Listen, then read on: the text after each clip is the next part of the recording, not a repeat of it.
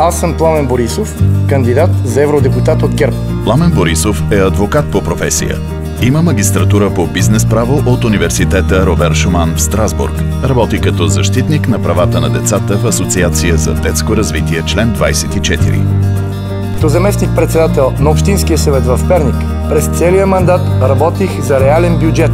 Заедно с останалите общински съветници от ГЕРБ успяхме да постигнем по-прозрачно управление и да спасим общината от фалит. С общи усилия успяхме да променим наредбата за обществения ред и да направим Перник едно по-сигурно място. Като евродепутат ще се боря за приемането на Европейски семейен кодекс, който да позволи на всяко дете да има право на лични отношения и преки контакти с двамата си родители. Ще работя за правото на всички европейци на добро правосъдие.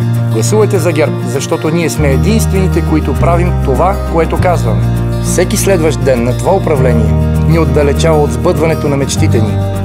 Децата на България и на Европа нямат време за губене. ГЕРБ, номер 18 в бюлетината. Купуването и продаването на гласове е престъпление.